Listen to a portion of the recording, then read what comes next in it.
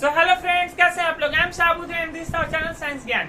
सो आज का हमारा ये लास्ट लेक्चर है आपके चैप्टर 1 का, क्योंकि आप लोगों के चैप्टर ऑलरेडी खत्म हो चुके हैं। आज कुछ छोटे छोटे टॉपिक्स है जो कि मैं डिस्कस करूंगा। सबसे पहले हमारा calorific value. Calorific value so basically ये है क्या? इन सिंपल, कोई भी फ्यूल को 1 केजी को अगर हम लोग जलाते हैं, उससे जो एनर्जी प्रोड्यूस होता है वही उसका कैलोरीफिक वैल्यू है। लेट अस सपोज आपने 1 केजी एलपीजी या 1 केजी केरोसिन, 1 केजी हाइड्रोजन, इन सभी में से कोई भी फ्यूल लिया, केरोसिन ले सकते हैं, डीजल ले सकते हैं, कुछ भी, ये 1 केजी लिया। इसके 1 केजी को अगर जला रहे तो उससे जो एनर्जी प्रोड्यूस होगा वही हमारा कैलोरीफिक वैल्यू है।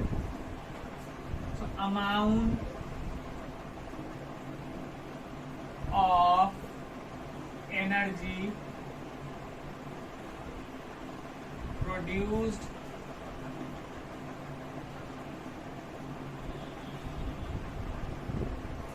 due to complete combustion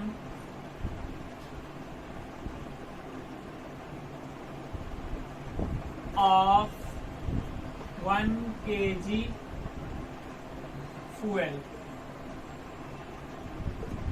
So amount of heat energy produced due to complete combustion of 1 kg fuel, यही कैलोरीफिक वैल्यू है। आप लोग के पीडीएफ में ऑलरेडी ये सब मिल जाएंगे। सो इसको हम लोग बेसिकली मेजर किस में करते हैं? सो इसको हम लोग एसआई यूनिट में, जूल पर केजी के यूनिट में मेजर करते हैं। 1 केजी फ्यूल को जलाने से कितना जूल ऑफ एनर्जी प्रोड्यूस होगा उसका मेजरमेंट करते हैं, तो उससे हम लोग को कैलोरीफिक वैल्यू मिलता है। और आप लोग के एग्जाम में जनरली ये सब क्वेश्चन आते हैं, which fuel has the highest calorific value? So hydrogen का कैलोरीफिक वैल्यू सबसे ज्यादा है, 150 किलो जूल पर ग्राम। 1 ग्राम अगर हाइड्रोजन को जलाते हैं तो उससे 150 किलो जूल एनर्जी प्रोड्यूस होता है। आपके एग्जाम्स में इस तरीके के क्वेश्चन आते हैं, compare which one has highest calorific value. 4 data दे देगा, केरोसिन, पेट्रोल, डीजल, हाइड्रोजन। तो डेफिनेटली आंसर इज हाइड्रोजन। और भी अलग अलग ऑप्शन दे सकते हैं, LPG, coal, petrol, diesel. So इसमें से आंसर होगा एलपीजी। मैं आप लोग के पीडीएफ नोट्स में एक चार्ट दे दूंगा, उसमें सभी के कैलोरीफिक वैल्यू लिखा हुआ है। आप लोग को वैल्यू याद नहीं करना, बस ये देखना है कि किसका वैल्यू किससे ज्यादा है, बस ये दिमाग में रखना है। तो ये था कैलोरीफिक वैल्यू। अब आते हैं फॉसिल फ्यूल्स पे। तो फॉसिल फ्यूल है क्या? तो सबसे पहले हेडिंग लिख लेते हैं, फॉसिल फ्यूल। तो जैसा कि हम लोग को मालूम है फॉसिल क्या है, वो एंशिएंट प्लांट्स और एनिमल जो कि सालों से जमीन के नीचे दबे पड़े हो उनको फॉसिल बोलते हैं। सालों मतलब लाखों साल, हजारों लाखों साल। So what is fossil fuel? So जो वही प्लांट और एनिमल है जो जमीन के नीचे ऑलरेडी पड़े हुए हैं लाखों साल से, 50 मिलियन से लेकर 300 मिलियन के रेंज में, इतने टाइम लगता है किसी भी वो प्लांट और एनिमल से फॉसिल फ्यूल बनने में। सो वो लोग जो जमीन के नीचे दबे हुए हैं, तो जियोथर्मल टेम्परेचर इन सभी की वजह से वो सब फ्यूल बनते हैं, और वो जो फ्यूल होता है वही फॉसिल फ्यूल है। सो फॉसिल फ्यूल हम लोग को कोल, पेट्रोल, ये सब है, कोल, पेट्रोल, डीजल। ठीक है, मैं आप लोग को पीडीएफ नोट्स में ये सब दे दूंगा, व्हाट इज फॉसिल फ्यूल। सो हमारा नेक्स्ट है necessity of conservation of resources. क्यों हम लोग को जरूरत है रिसोर्स को कंजर्व करने का? नेसेसिटी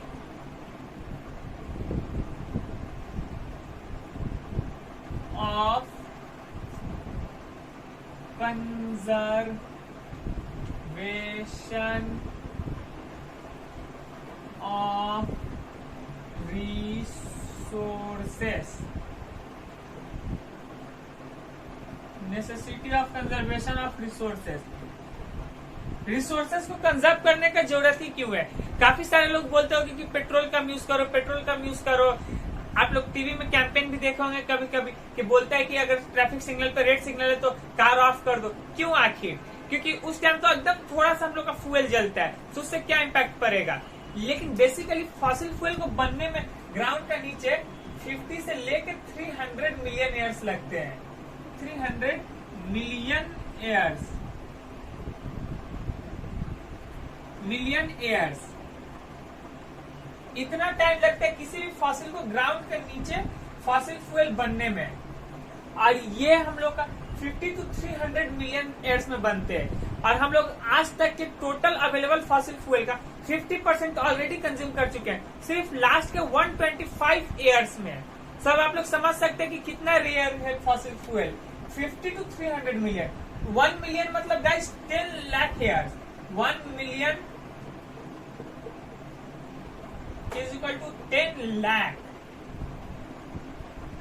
तो अब सोचिए 1 मिलियन 10 लाख साल होता है। तो 50 से लेकर 300 मिलियन ईयर्स मतलब कितने करोड़ साल लगते हैं फॉसिल फ्यूल बनने में। इस वजह से हम लोग को बोला जाता है फॉसिल फ्यूल को सेव करो, क्योंकि फॉसिल फ्यूल खत्म हो गया तो हम लोग एनर्जी सप्लाई में बहुत ज्यादा प्रॉब्लम होगा। क्योंकि आज के डेट में हम लोग तो नया नया अल्टरनेटिव एनर्जी को जस्ट डिस्कवर कर रहे हैं, पूरे तरीके से न्यू सोर्सेस ऑफ एनर्जी का यूज नहीं कर पा रहे हर जगह। ऐसे कि आप लोग सोलर एनर्जी का सुने होंगे, विंड एनर्जी का, लेकिन आप लोगों में से कितने ही लोग रियल लाइफ में देखे, काफी गिने चुने लोग ही देखेंगे विंड टर्बाइन को यहाँ पर। और हम लोग के वेस्ट बंगाल में तो ऑलमोस्ट नाक के बराबर विंड टर्बाइन आपको मिलेंगे। सोलर पैनल आप लोगों को काफी जगह मिल जाएंगे, लेकिन वो भी कुछ गिने चुने घरों में। इसलिए हम लोग को बोला जाता है फॉसिल फ्यूल को सेव करो। उसके बाद हमारा अगला टॉपिक है sustainable development. Sustainable development, sustainable development, development. So what is sustainable development? So basically sustainable development means the control and systematic use of natural resources to meet the need of present generation as well as conserving the resource for future generation is called conservation of resources or sustainable development. So sustainable development में basically हम लोग जो resources का use करते हैं उसको इस तरीके से यूज करते हैं कि आज का हमारा नीड पूरा हो सके, प्लस हम लोग को फ्यूचर जनरेशन दैट इज के आने वाले जनरेशन उसके लिए भी रिसोर्सेज को हम लोग कंजर्व कर सके। यही बेसिकली हम लोग का सस्टेनेबल डेवलपमेंट है। ये सारे छोटे छोटे टॉपिक आप लोगों के। उसके बाद आते हैं हम लोग के सोलर एनर्जी में। Solar energy. So what is solar energy? The energy which we get from sun is called solar energy. So आज के डेट में till now हम लोग सिर्फ 0.2 से लेके 0.5% तक सोलर एनर्जी का यूज कर पाते हैं जो अर्थ पे आता है। ये सिर्फ इतना हीट हम लोग का अर्थ पे आता है और उसका सिर्फ 0.2 से लेकर 0.5% हम लोग यूज कर पाते हैं। ये डेटा 2019 के अकॉर्डिंग दिया गया है। तो सिर्फ इतना ही हम लोग यूज कर पाते हैं। अगर हम लोग 100% सोलर एनर्जी को यूज करना सीख लेते हैं तो फ्यूचर में कभी हम लोग को प्रॉब्लम ही नहीं होगा एनर्जी का लेके। इनफैक्ट हम लोग का प्रेजेंट जनरेशन भी एकदम अच्छे से एनर्जी का यूज कर पाएगा। तब तो कितनों भी कोई एनर्जी का वेस्टेज करे कोई फर्क नहीं पड़ेगा। लेकिन हम लोग 100% अगर यूज कर पाए तब, अभी हम लोग सिर्फ इतना ही यूज कर पा रहे हैं 0.2 से 0.5%। सो बस यही था solar energy. Solar means basically sun होता है। Solar means sun. ये आप लोगों ने ऑलरेडी ज्योग्राफी में पढ़ रखा होगा। सो आप लोग के क्वेश्चन आते हैं what are the advantages of solar energy, disadvantages. So basically what are the advantages of solar energy. So इसका एडवांटेज क्या है? सोलर एनर्जी का काफी सारे एडवांटेज है, जिसमें से कुछ गिने चुने हैं कि कुछ रूरल एरियाज में जहाँ पर नॉर्मल एनर्जी का पॉसिबल नहीं है, लेट अस सपोज वहाँ पर इलेक्ट्रिक सप्लाई का सिस्टम सही नहीं है, वहाँ पर इलेक्ट्रिसिटी सही से आता नहीं है, सो वहाँ पर सोलर एनर्जी का यूज किया जा सकता है। Plus solar energy non polluting source of energy है, क्योंकि तो डायरेक्ट सन का लाइट ले रहा और उससे एनर्जी प्रोड्यूस कर रहा, इसलिए non polluting sources of energy है। लेकिन वहीं इसका कुछ डिसएडवांटेजेस भी है। डिसएडवांटेजेस में आता है कि सोलर पैनल काफी कॉस्टली है, ये सब वगैरह। इसका मेंटेनेंस हम लोग को करना पड़ता है। क्लाउडी डे में नॉर्मली हम लोग को सोलर एनर्जी नहीं मिल पाता, क्योंकि ऊपर जब स्काई में बादल रहता है तो सन का रेस नहीं आ पाता, ये सब वगैरह। अगला है हमारा विंड एनर्जी।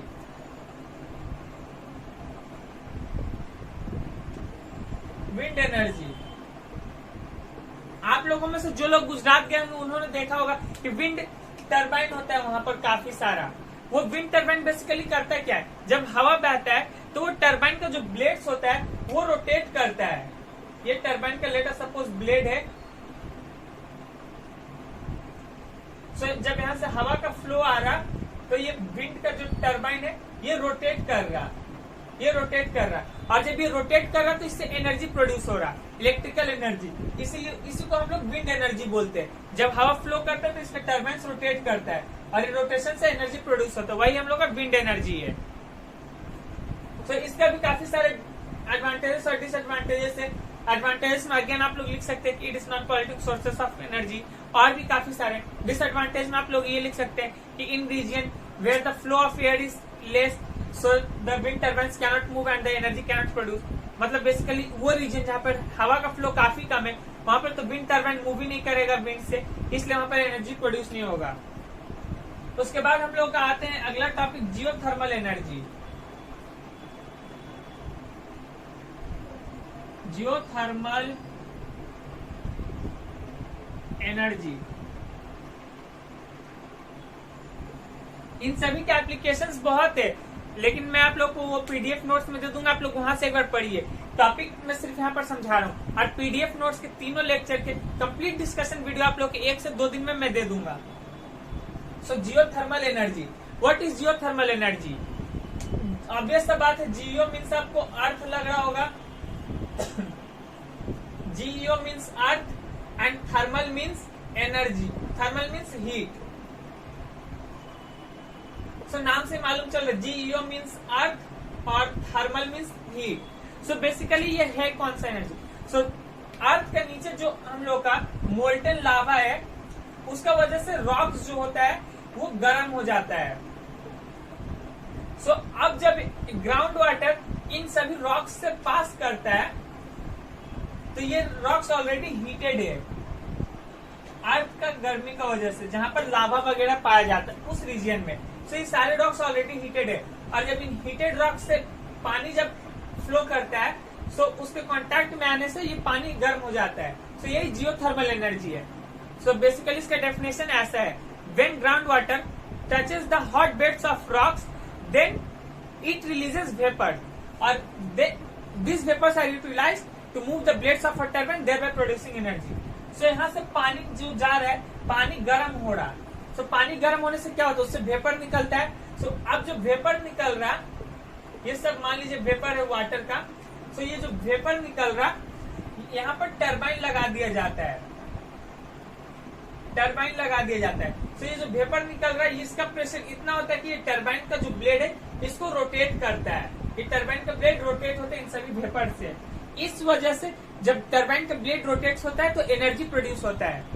एक बार और बोल रहा हूँ, जिस रीजन में लावा पाया जाता है उन रीजन में जो ये रॉक्स है ग्राउंड के नीचे, इनमें से वाटर पास जब होता है, वाटर को पास किया जाता है तो ये पानी गर्म हो जाता है इन रॉक्स के कांटेक्ट में आने से। ओके, और ये जब पानी गर्म होता है तो वेपर रिलीज करता है, और इन वेपर्स को यहाँ पर टरबाइन लगा दिया जाता है जहां से वेपर रिलीज करता है। और ये वेपर्स क्या करते हैं, अपने प्रेशर से टरबाइन के ब्लेड को घुमाते हैं जिससे एनर्जी प्रोड्यूस होता है। होप आप लोग समझे होंगे। और अगेन इसका एडवांटेजेस में आप लोग एक पॉइंट लिख सकते हैं, it is non politic source of energy, ये लिख सकते हैं। और भी इसका it is renewable sources of energy, ये लिख सकते हैं। मैं आप लोग को पीडीएफ नोट्स में एडवांटेज डिसएडवांटेज ये सब दे दूंगा। ओके, तो आते हैं अब हमारे नेक्स्ट टॉपिक पे। सो नेक्स्ट टॉपिक है हमारा सीबीएम। सो जनरली आप लोगों के एग्जाम्स में CBM that is coal bed methane, इससे रिलेटेड कोई क्वेश्चन नहीं आते, बस आप लोगों को सिर्फ इसका फुल फॉर्म याद रख लीजिएगा। सीबीएम का full form coal bed methane, coal bed methane.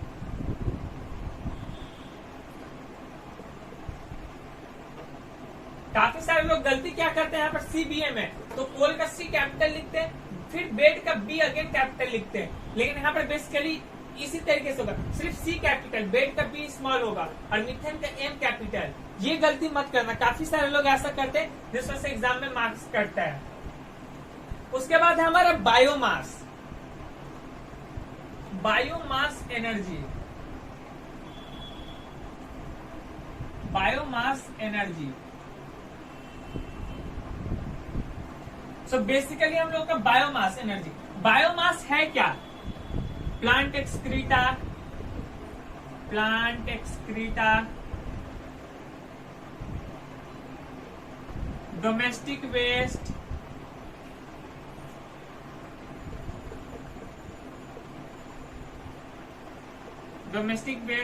Etcetera, ये सारे हम लोग के बायोमास है। और इन्हीं सभी को यूज करके जो एनर्जी प्रोड्यूस होता है वही बायोमास एनर्जी है। और अब आप लोगों ने बायोगैस का भी नाम सुन रखा होगा। सो बायोमास एनर्जी क्या है? Biomass, plant excreta, domestic waste etcetera, और भी है animal excreta, animal carcasses etcetera. इन सभी में जो एनर्जी स्टोर होता है वही बायोमास एनर्जी है। और आप लोग को ये क्वेश्चन आ सकता है, बायोगैस का नाम सुना होगा आप लोगों ने। What is biogas? So basically biomass से ही बायोगैस प्रोड्यूस होता है। कैसे? बायोमास मैंने आप लोगों को बताया क्या, plant excreta, animal excreta, animal carcasses etcetera, the energy stored in this is called biomass energy. उसके बाद बायोगैस, इन सभी का को एक चेम्बर में रखा जाता है, लार्ज चेम्बर में। ये एक लार्ज चेम्बर है, इसमें हम लोगों ने बहुत सारे चीज रख दिया, लाइक डोमेस्टिक वेस्ट एग्जाम्पल के लिए। इसमें एक लार्ज चेम्बर लिया, उसमें मैंने डोमेस्टिक वेस्ट रख दिया। सो यहाँ से जो गैस रिलीज होगा जनरली वो फ्लेमेबल होगा, और इसी को हम लोग बायोगैस बोलते हैं। आप लोगों ने बायोगैस को बेसिकली गोबर गैस भी बोलते हैं। आप लोगों ने काफी सारे रीजन्स में देखा होगा जहाँ पर काउ डंग, जिसको हम लोग हिंदी में गोबर बोलते हैं, उसको उस बायोगैस में रख दिया जाता है वो चेम्बर में, और वहां से मीथेन गैस रिलीज होता है। Yes guys, methane, CH4 chemical name, methane. वहां से मीथेन गैस रिलीज होता है, और वो मीथेन गैस फ्लेमेबल होता है, जिस वजह से कुकिंग होता है। हम लोग इंडिया में काफी समय पहले बायोगैस का यूज किया जाता था, अभी इसका यूज काफी कम हो गया है। ये था बायोगैस। और अब आप लोगों का लास्ट टॉपिक है methane hydrate. Methane hydrate,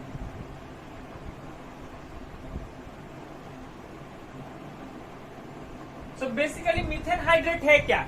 so methane hydrate is a crystalline solid substance in which methane molecules are trapped inside the cage. So that means methane hydrate का फॉर्मूला सबसे पहले तो आप लोगों को मैंने मीथेन का बताया। मीथेन का फॉर्मूला होता है CH4, ओके, इसको मीथेन बोलते हैं।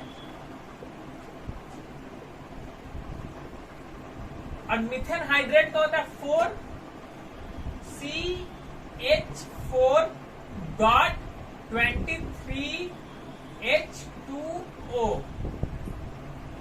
ये हमारा मीथेन हाइड्रेट का फॉर्मूला है। मीथेन हाइड्रेट का 4CH4.23H2O। सो बेसिकली होता क्या है मीथेन हाइड्रेट में, जो मीथेन का मॉलिक्यूल्स है वो काफी ज्यादा प्रेशर की वजह से एक दूसरे से जुड़ जाते हैं, और वो जो जुड़ते हैं वो एक लैटिस ऑफ आइस का तरह दिखता है, मतलब इस तरीके से कुछ दिखता है। इसमें मीथेन मॉलिक्यूल जो है वो सारे ट्रैप्ड रहते हैं, इसी को मीथेन हाइड्रेट बोलते हैं। और मीथेन हाइड्रेट का एक अलग नाम भी है जिसको हम लोग फियरी आइस भी बोलते हैं।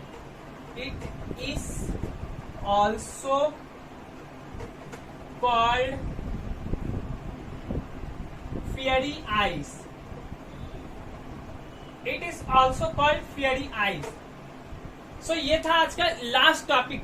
अब हम लोगों का ये चैप्टर खत्म होता है, और अब मैं आप लोगों को जो नोट्स दिया हूँ उन सभी नोट्स में आप लोगों को काफी ज्यादा एप्लीकेशन मिले होंगे, और अंडरस्टैंडिंग में भी काफी प्रॉब्लम होगा। बट डोंट वरी, उन सभी तीनों लेक्चर में जो भी नोट्स है उसका प्रॉपर डिस्क्रिप्शन वीडियो मैं आप लोगों को कल या परसों अपलोड करूंगा, और आज ये वीडियो अपलोड करूंगा। आज आप लोग का चैप्टर खत्म होता है, और फ्राइडे आप लोगों को कोई लेक्चर नहीं आएगा, सैटरडे संडे ये 3 दिन आप लोगों के ऑफ है, और मंडे से हम लोग फिर वापस से चैप्टर 2 अपना शुरू करेंगे। ओके, सो प्लीज आप लोग इस वीडियो को ज्यादा से ज्यादा लाइक करें, शेयर करें, और अपने फ्रेंड्स को भी बोले सब्सक्राइब करना। और अगर आप लोग को हमारा कुछ भी डाउट हो आज के लेक्चर से रिलेटेड तो आप लोग कमेंट कर सकते हैं। इनफैक्ट अब मैं सोच रहा हूँ कि आप लोगों को सिर्फ मेरे लेक्चर से रिगार्डिंग ही नहीं, आप लोग वो चैप्टर जो पर्टिकुलर चैप्टर चल रहा होगा उस मोमेंट पे, उस चैप्टर से रिलेटेड कहीं से भी कुछ भी डाउट आता है, like your tuition, school, friends, कोई भी किसी को कुछ भी डाउट है उस चैप्टर से रिलेटेड, सो बस क्या करना आपको, वीडियो के कमेंट सेक्शन में कमेंट कर दीजिए, और मैं डाउट सॉल्विंग वीडियो जो होगा उसमें प्रॉपर सबके डाउट्स क्लियर करूंगा। और हर सैटरडे को आप लोग का डाउट सॉल्विंग वीडियो या संडे को मैं अपलोड करूंगा after the completion of the chapter. Okay, So hope you guys will enjoy my video. Till then, bye bye.